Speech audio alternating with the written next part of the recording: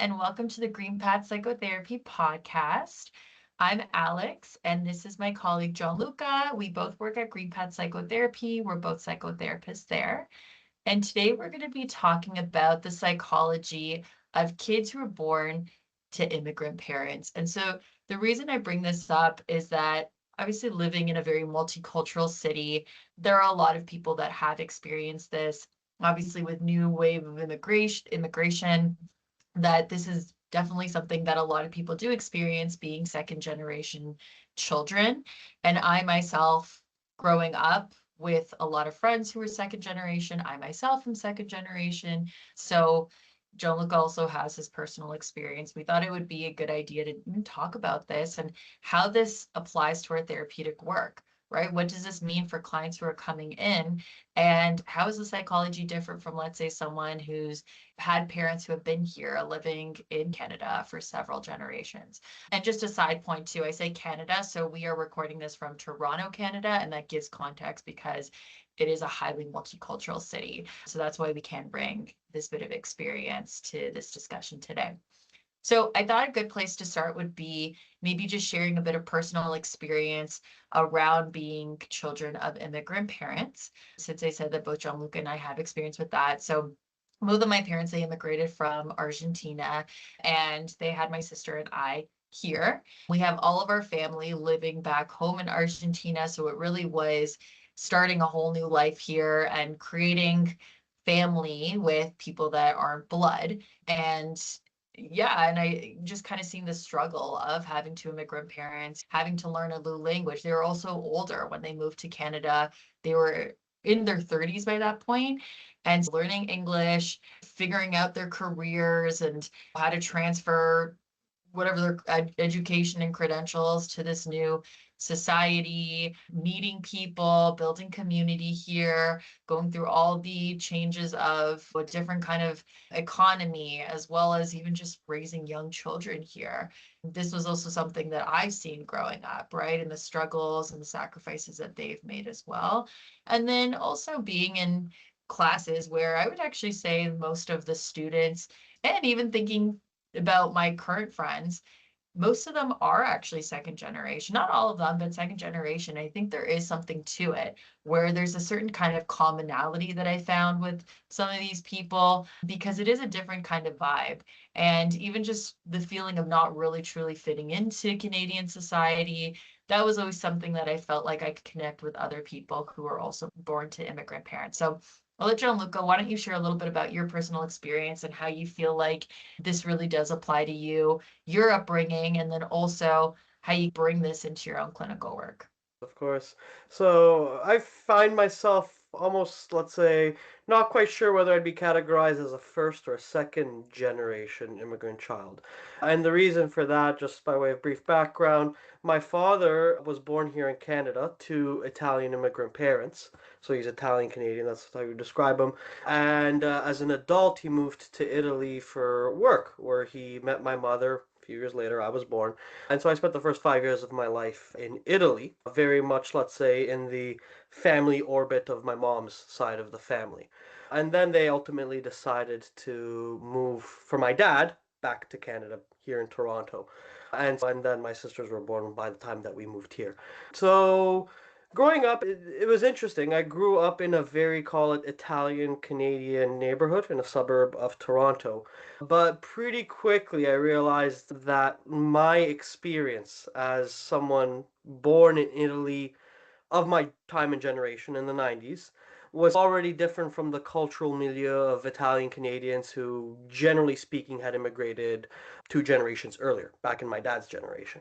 And so that might fit into what we discuss later in terms of the meaning of culture and culture vis-a-vis immigrating to a new country. I've definitely felt like I was somewhat, let's say, different from this environment which had a lot of, let's say, Canadian born classmates. There were definitely, let's say, and then another topic that I'm sure we'll discuss has to do with the impact of immigration on a family. What are a family's hopes and dreams in coming to a new country? What are the challenges and stresses that they go through? children of first generation immigrants are oftentimes let's say, the principal witness of that struggle by their parents, and what effect does it have on them and their sense of identity, and how do they navigate the world as adults. So that in a nutshell is my background, and yeah, I we can think that's discuss also a, therapeutic impact. a unique situation too, where it's like, it's not just talking about the child witnessing both of their parents going through a similar experience of moving to a new country and then having to go through these struggles together and really understanding what the other one or how the other one is struggling because they're also feeling it too. It's one person who's actually quite established in the country and then supporting their spouse who is actually immigrating to this new country. And I'm sure that brings up a lot of dynamics because how can one of them truly understand what the other one's going through? In a way, it's these different stages of change, right? And so you being a witness to that, I'm sure there's a different kind of level of complexity from someone who, let's say, saw their both of their parents immigrating together. Yeah, no, absolutely. But these, let's say, dynamics have all kinds of different permutations. If we're talking about, let's say, like the family background that you've described, Alex, of two parents who both come to the country as new immigrants. What happens when their child who was born and raised here offers, let's say, a different cultural point of reference than what the parents have? The children grow up with Canada as a home. They're in touch with, let's say, the subtle nuances of culture as they experience it in school and as they experience it growing up. They probably pick up the language the English language, or French if it were Quebec, with a certain degree of fluency that their parents don't have, right? And there itself is another, let's say, power dynamic. Yeah. I think even talking about how maybe kids growing up in these environments and the ways that it impacted them, right? And their own kind of identity formation and going through different stages of development, right? What did it mean for their identity? What did it mean in terms of their own sense of belonging, how they felt like they fit in with the people around them? I think, again, taking personal experience, and I think this is a common phenomenon amongst, again, kids being born from immigrant parents, where there was really like this identity conflict of like, where do I fit in? Do I do I actually connect to my parents' culture? Do I connect to Western culture, Canadian culture? And sometimes those two cultures can really be in conflict with one another. And so when you had the pressures of a child really almost acting as a bit of like the middleman or mediator, right? Where it's like I have to help in a way my parents transition, sometimes even through translations, but more so just even for themselves. Like, how do I appease maybe my parents and continue to really embrace the culture that I'm being brought up in at home while also assimilating into this new culture where I having that sense of belonging is so fundamental, right? I don't want to feel rejected. I want to make sure that I am liked by my peers. And so that could also be quite contradictory to our own parents' belief. And so navigating that and the challenges that could bring. Absolutely. And to riff off of that, oftentimes, let's say these are an accumulation of experiences that kind of develop over a childhood as a second generation immigrant. You go to school and your mother or father, let's say, pack you certain ethnic foods that are less familiar to other, let's say, classmates, and it could so be that that becomes a point of, let's say, being picked on or looked at in a slightly different way. Obviously, there's the racial component as well.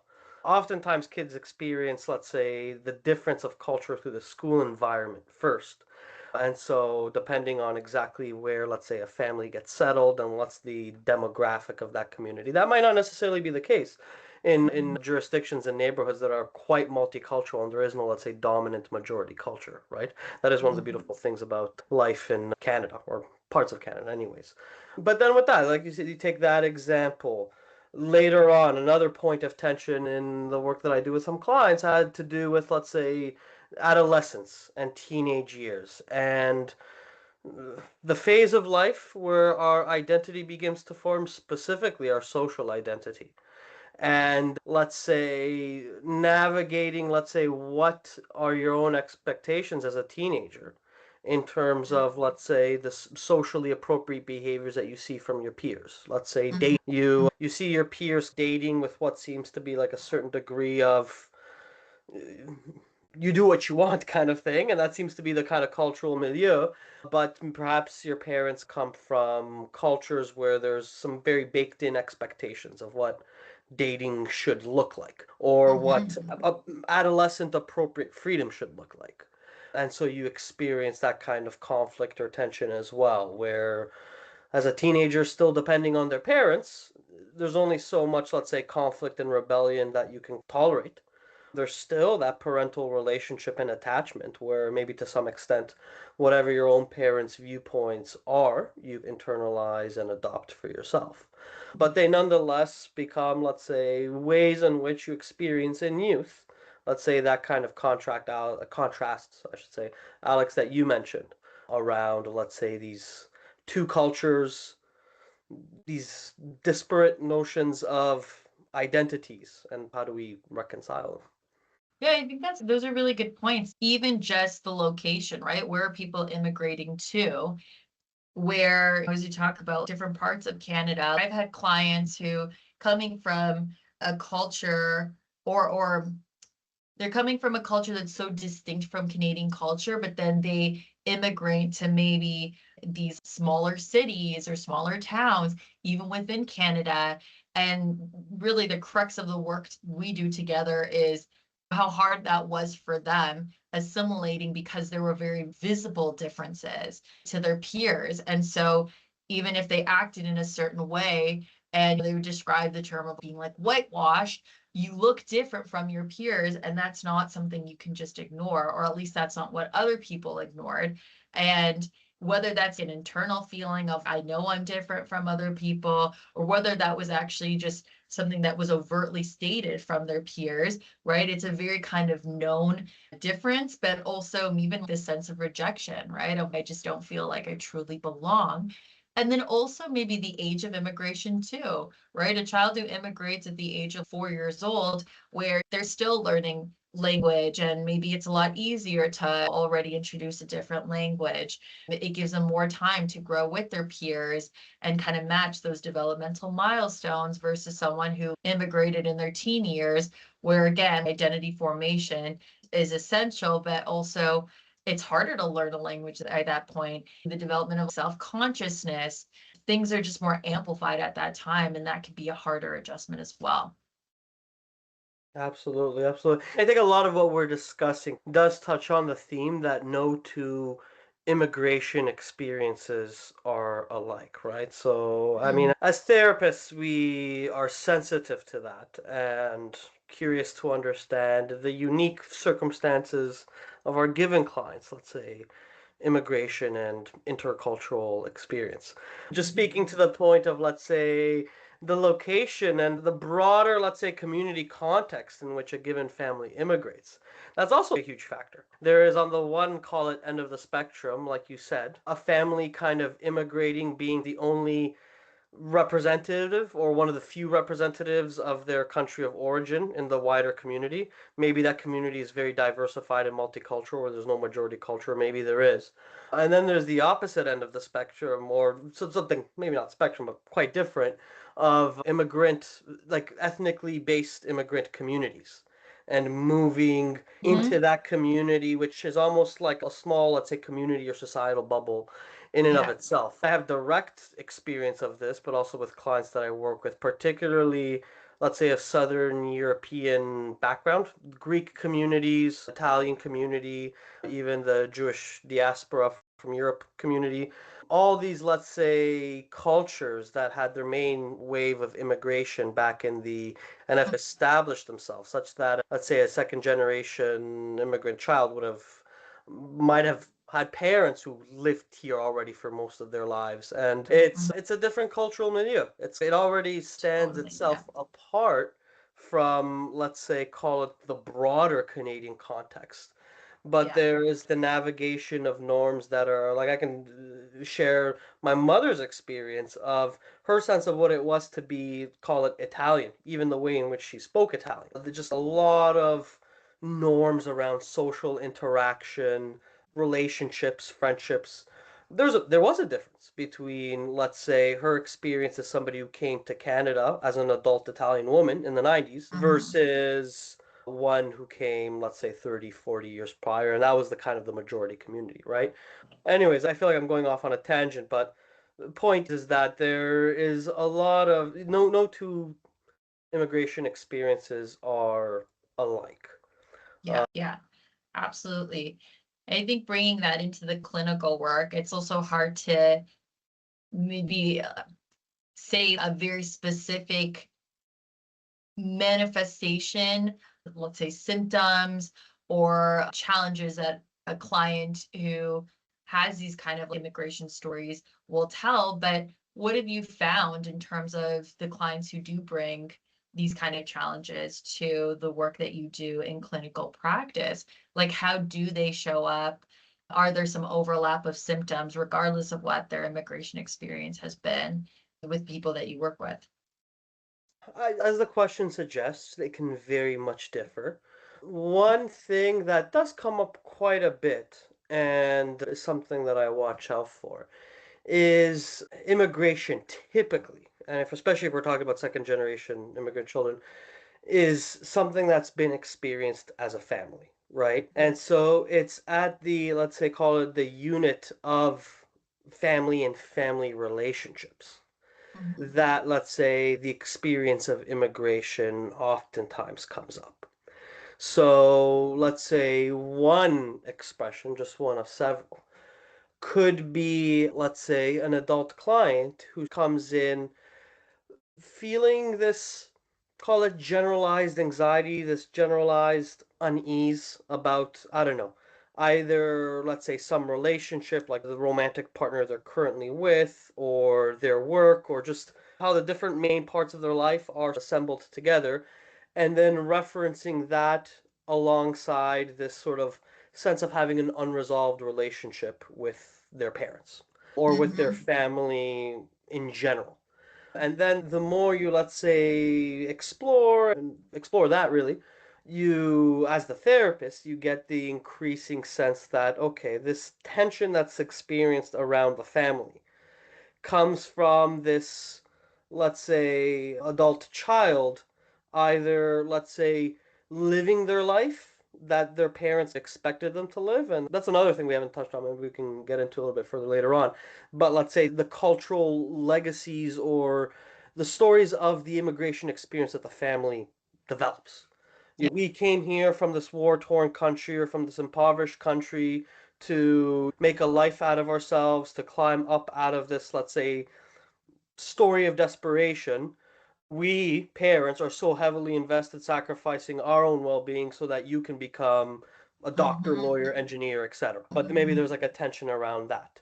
Or Mhm. conversely, it could be, let's say, an adult who has made their own decisions on their own accord, but that sense of almost like betraying the family Mhm. is something that kind of shows up. And then maybe it shows up either as this quiet internalized sense or it shows up in the family of origin members actively disapproving of the quote unquote life that the client is living. So Mhm. those are just some expressions. I'm curious to hear yours, Alex, as if there's other ways in which you've seen it show up.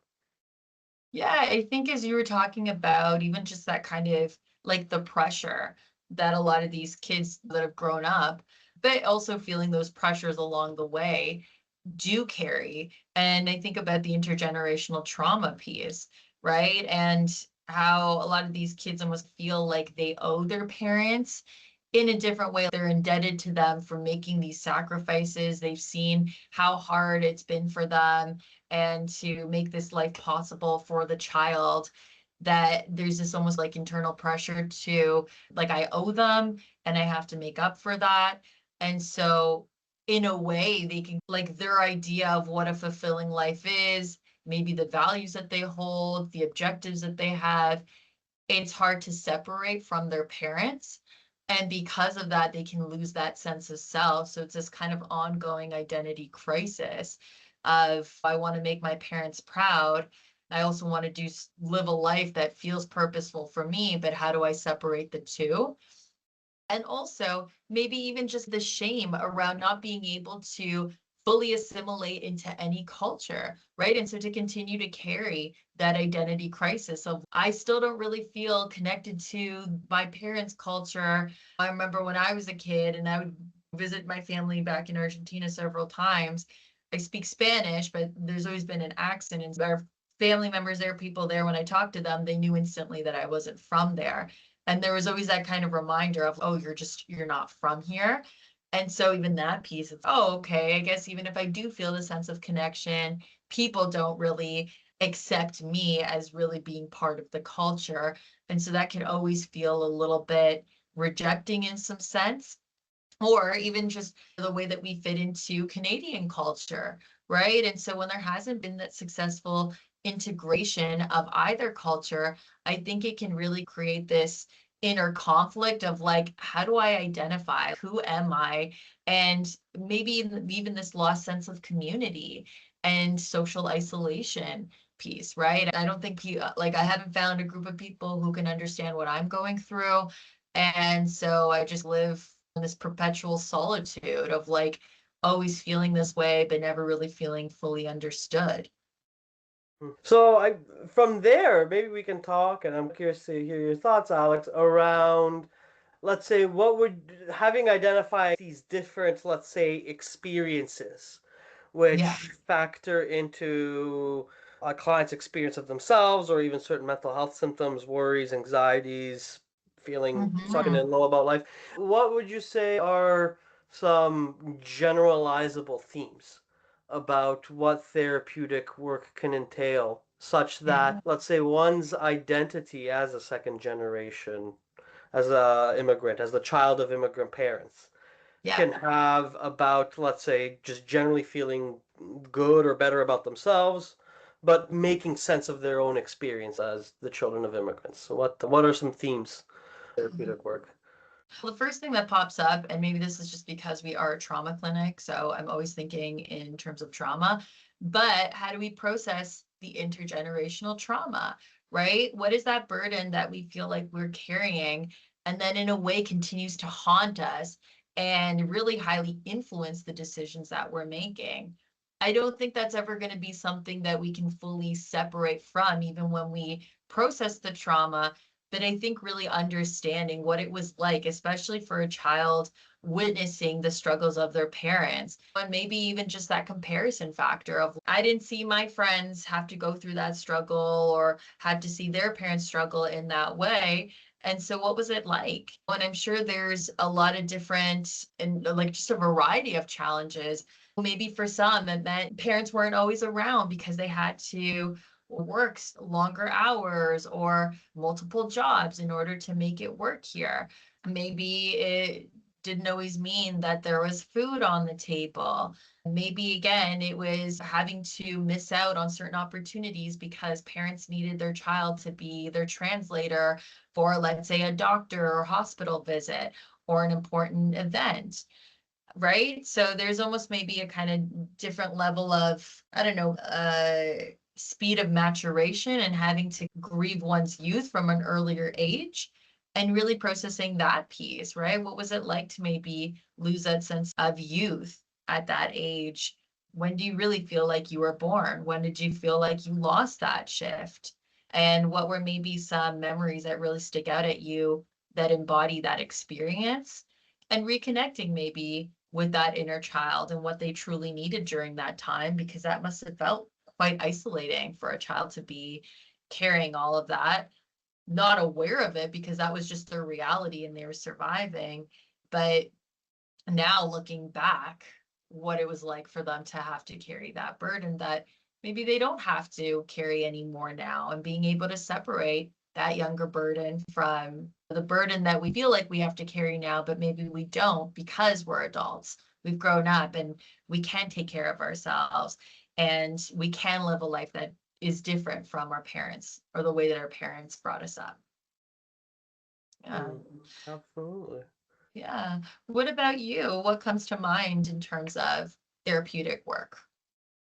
So maybe I'm revealing a bit of my specific approach, let's say, or my orientation as a therapist. For reference, I tend to work with people of all ages, but particularly adults, and through a relational lens, through the lens of what do our relationships say about who we think we are, and how does what we think we are and our relationships, how does it fit into, let's say, this not conscious, not explicit, but this, call it subconscious, story of our life and story of our place in the world. And that's narrative therapy, let's say, in a nutshell.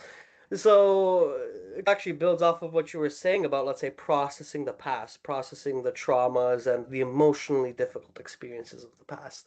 Themes in the work that I do very often show up in, call it, present day tensions and relationships, either tensions with others, the family of origin, or even like internal tensions that we experience with ourselves. And so some themes specific to, let's say, second generation immigrants. Oftentimes, like, the inherent question is that tension between, let's say, the story that my family of origin has carried and which hopes to continue to carry within me, and just my own sense of my own distinct life experience as somebody who grew up here, as somebody who had, let's say, cultural influences outside of the family or outside of the ethnic culture of origin, right? So it can vary very much. It's a bit of a generalization, but maybe putting common manifestations into two buckets. One is, without me, client, knowing it, I have repressed parts of myself or parts of who I want to be to fit Mm-hmm. the mold of what I've been taught I should be by my family of origin, and maybe focusing on that. If that's, how does that show up? It shows up as an ambiguous dissatisfaction with where life is. Maybe one's choice of career doesn't feel quite right. Maybe somebody's feeling Mm-hmm. like they've checked all the boxes, but yet there's still something quite missing. Mm-hmm. And but if you have to condense the themes of where to go from there in a nutshell, it's basically cultivating, getting in touch with those, let's say, unexpressed parts of self. Those, Yeah. let's say, alternate storylines that maybe you've carried as a teenager or as a young adult, and seeing what it would look like to cultivate them today.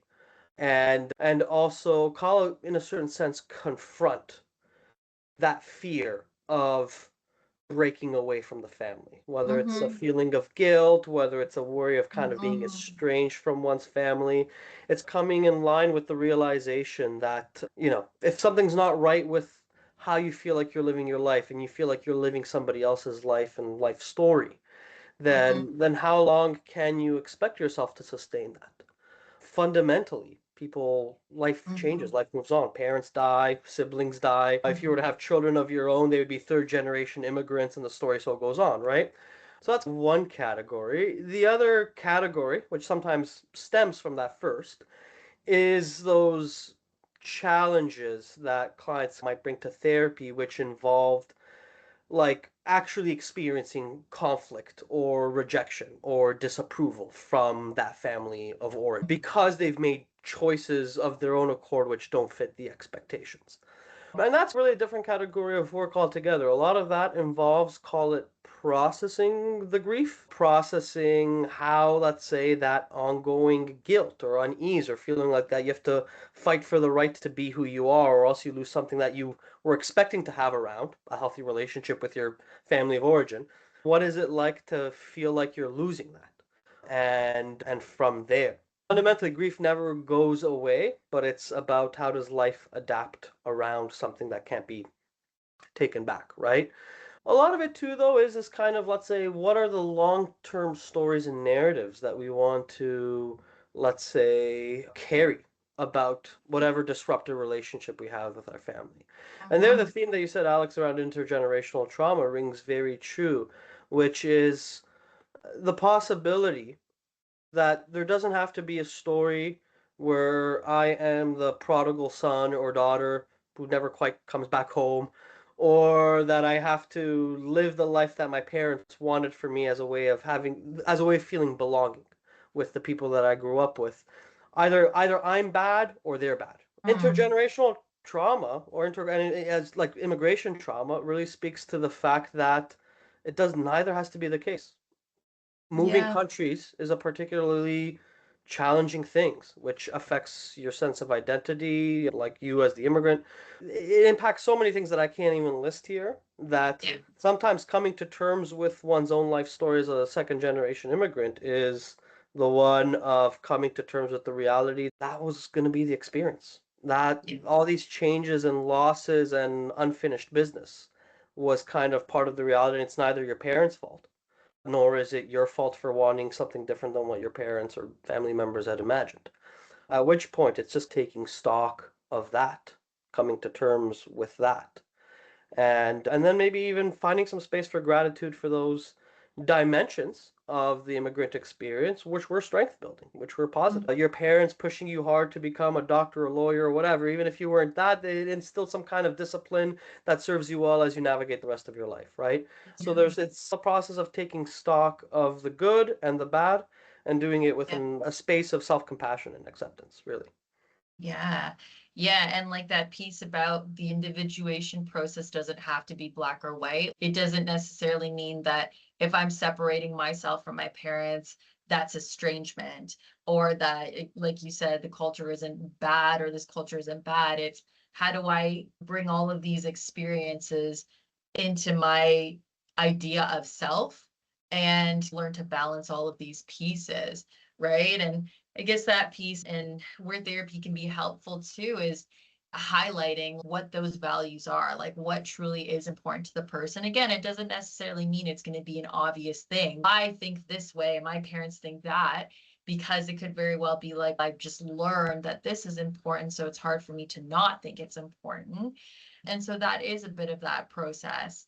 But I think that part about not necessarily looking for the validation of your parents or the approval from your parents in order to make these decisions in your life that could be very fulfilling in some way. And maybe that means there are parts of your life that they're not involved in, right? And so sometimes having that separation could actually improve the relationship with your parents instead of thinking, oh my gosh, I need to tell them and I need them to approve, but they don't approve. So I'm stuck in this cycle of disappointing them. And now I don't feel good about this thing that I'm doing.